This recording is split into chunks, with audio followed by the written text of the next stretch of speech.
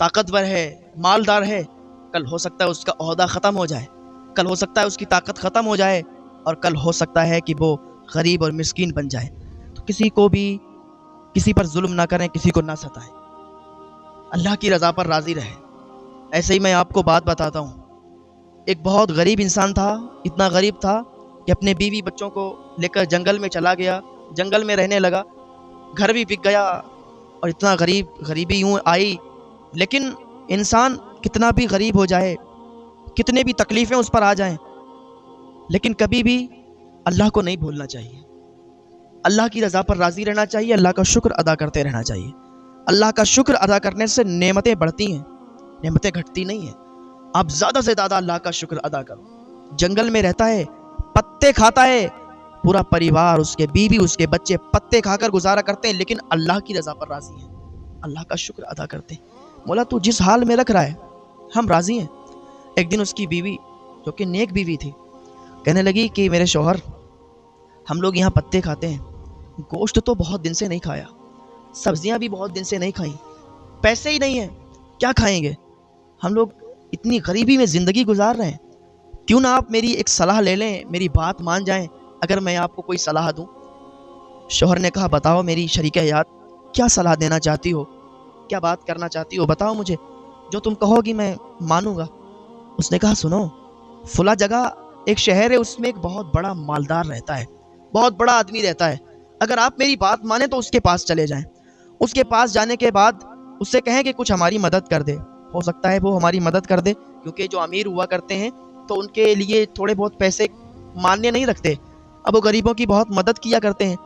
تو میں نے سنا ہے کہ فلاں شہر میں وہ ایک بہت مالدار رہتا ہے، وہ لوگوں کی مدد بھی کرتا ہے، ہو سکتا ہے آپ کی مدد کر دے۔ تو اس کے شوہر نے کہا میری شریک حیات ایک بات بتائیں۔ کہا بتاؤ۔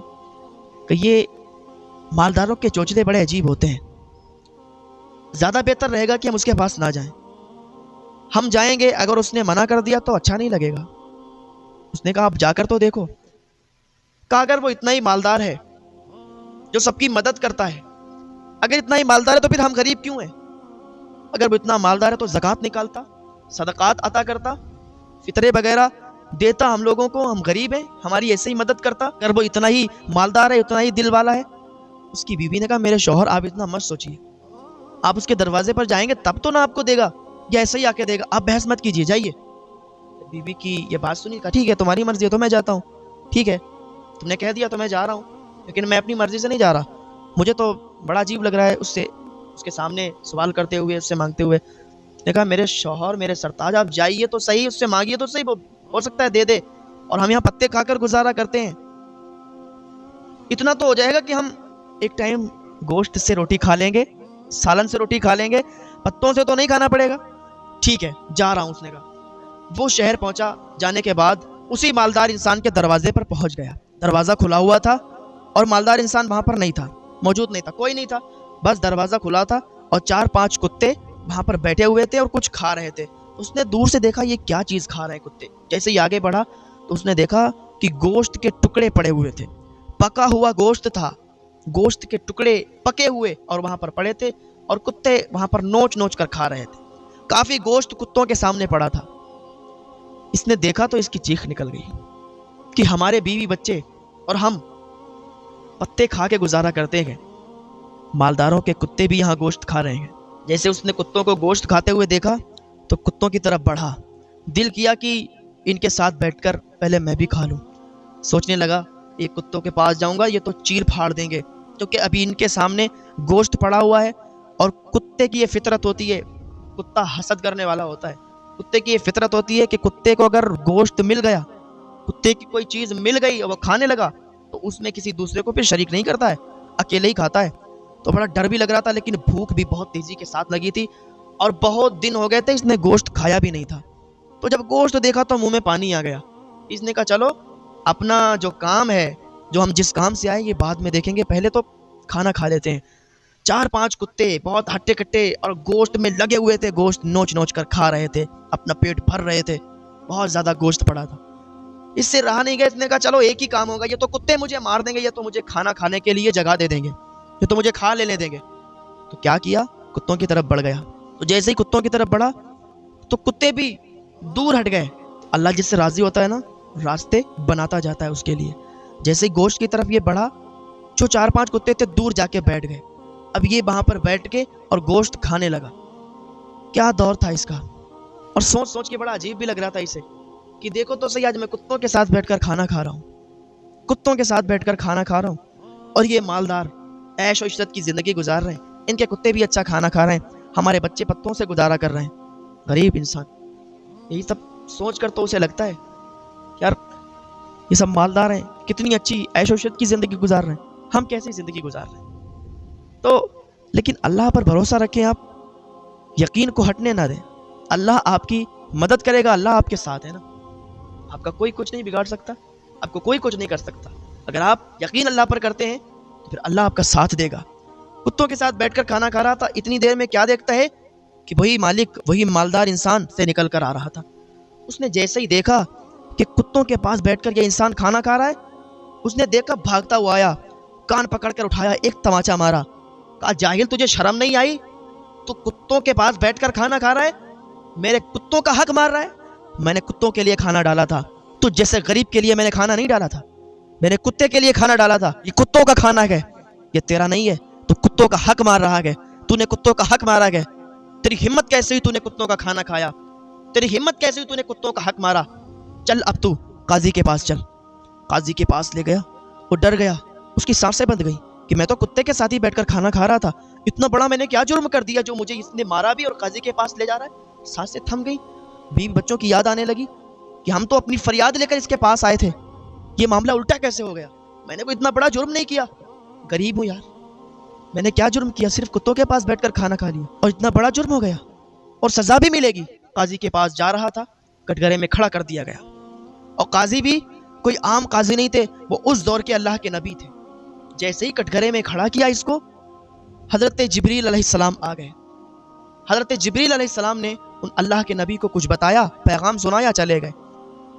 ادھر اس مالدار انسان نے یہ اپیل کی کہ اس انسان کو سخت سے سخت سزا دی جائے, اس نے میرے کتوں کا حق مارا ہے, میرے کتوں کا کھانا بیٹھ کر اس نے کھایا ہے میرے یہاں پہ, اس کو زیادہ سے زیادہ سزا دی جائے. جب قاضی نے یہ سنا, ٹھیک ہے تمہاری بات ہم نے سن لی, کل فلاں فلاں جگہ پر جمع ہو جانا, فیصلہ کل ہی کیا جائے گا. اس نے کہا ٹھیک ہے. اب یہ بہت بے چین ہے, کل کیا کیا جائے گا, کیونکہ اس دور میں بہت جلد ہاتھ بھی کاٹ دیے جاتے تھے, سزائیں بہت تگڑی ملا کرتی تھی. اب یہ ڈر رہا تھا, اسے اپنی بیوی بچوں کی یاد آ رہی تھی, اور سوچ رہا تھا کہ میں نے اپنی بیوی کو سمجھایا تھا, بتایا تھا کہ امیر لوگوں کے چوچلے بہت غلط ہوتے ہیں, مجھے مت بھیجو, لیکن میری بیوی پیچھے پڑ گئی, مانتی نہیں میری کوئی بات. لیکن بس یقین تو اللہ پر تھا, پکا یقین تھا, پختہ یقین تھا کہ اللہ جو بھی کرے گا بہتر کرے گا, ہم تو اللہ کی رضا پر راضی ہیں. دوسرا دن ہوا, لوگ جمع ہو گئے, لوگ آ گئے. حضرت جبریل علیہ السلام آئے, وہی لے کے اللہ کا پیغام سنایا, چلے گئے. وہ اللہ کے نبی نے حکم دیا, اب بتاؤ کیا معاملہ ہے. تو مالدار انسان بولا کہ بات یہ ہے کہ یہ شخص میرے کتوں کا حق اس نے مارا ہے, میرے کتوں کا کھانا اس نے کھایا ہے, تو ہم چاہتے ہیں اسے سخت سے سخت سزا دی جائے تاکہ آئندہ کبھی یہ جرم نہ کرے. اور اللہ کے نبی نے کہا کہ اتنی چھوٹی بات ہے, کھانا بھی کھایا ہے لیکن کتوں کے ساتھ بیٹھ کر, تمہیں شرم نہیں آتی, تم ذرا سی بات کو لے کر اور عدالت میں آئے ہو کہ تمہارے کتوں کے ساتھ اگر بیٹھ کر اس نے کھانا کھا لیا تو تم اسے جرم سمجھتے ہو, چلو اسے معاف کر دو.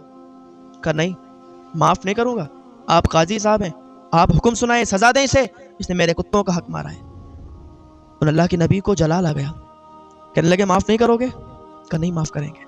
کہا سنو, تمہاری جتنی دولت ہے نا, تمہارا جتنا بھی پیسہ ہے اور تمہارا جو بھی محل ہے, تمہارا نہیں ہے, اسی انسان کا ہے.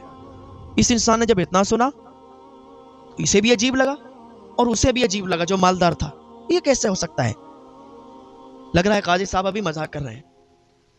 تو ان اللہ کے نبی نے کہا کہ کوئی مذاق نہیں چل رہا ہے, بالکل سیریس بات ہو رہی ہے. تو اسی کا غلام ہے, تیری ساری دولت اسی کی ہے, تیرا سارا مال اسی کا ہے, اور بول تو معاف نہیں کرے گا؟ چل ٹھیک ہے, اب فیصلہ ہی ہوگا. اس نے کہا دیکھو قاضی صاحب آپ فیصلہ کرو, یہاں پر کوئی بچوں کا کھیل نہیں چل رہا ہے, اس نے میرے کتوں کا حق مارا ہے, اسے سزا دی جائے, اور آپ ایسا کر نہیں رہے ہیں, آپ عدالت کو الجھا رہے ہیں, آپ فیصلہ غلط سنا رہے ہیں. اس نے کہا فیصلہ غلط سنا رہے ہیں, سنو میں تمہیں کیا بتانے والا ہوں. کہا بتاؤ کیا بتانے والے ہو. کہا اس کے باپ کو جانتے ہو؟ کہا میں نہیں جانتا. کون ہے اس کا باپ؟ کہا جو تیرا آقا تھا, جو تیرا مالک تھا, अपने मालिक को जानता है जिसको तूने कत्ल किया था। एक दिन भरी दोपहरी थी, इसका बाप और तेरा मालिक, तेरा आका बहुत ज्यादा माल लेकर ऊंटों पर सवार करके और जा रहे थे। तुम और वो दोनों अकेले थे, तुम्हारे साथ और कोई नहीं था। माल बहुत ज्यादा था, तेरी नीयत बिगड़ी। तूने सोचा कि माल ज्यादा है, बाजार में ले जाकर इसे फरोख्त करके और इसको यहीं पर मार करके सारे माल पर कब्जा कर लेंगे और सारा माल अपना होगा, सारा महल अपना होगा, हर चीज अपनी होगी। तूने इसके बाप को मारा था, इसके बाप को कत्ल किया था। याद आया कुछ? जब इतना उसने सुना तो उसके पसीने छूटने लगे, पसीना पहुंचने लगा कि आप ये क्या कह रहे हो? आप गलत कह रहे हो, आप अदालत को उलझा रहे हो, ऐसा कुछ नहीं है। कैसा नहीं है? अल्लाह के नबी ने कहा झूठ बोलता है। जब सख्त आवाज में अल्लाह के नबी ने कहा झूठ बोलता है, तू जालिम है, तू कातिल है, और तेरा माल, तेरा बंगला, तेरे महल कोई भी तेरा नहीं है, सब इसी इंसान का है जो कि गरीब है। इतना जब सुना तो पसीने छूटने लगे। फिर उन्होंने हुक्म दिया, उस गरीब इंसान को कहा कि तू तलवार उठा और इसको अपने हाथों से मार दे, क्योंकि अल्लाह का तराजू सिर्फ इंसाफ करता है। उस गरीब इंसान ने तलवार उठाई, उसका सर धड़ से अलग कर दिया, उसको कत्ल कर दिया, और जितने भी उसके महल थे, जितने भी उसकी दौलत थी, सब इसकी हो गई।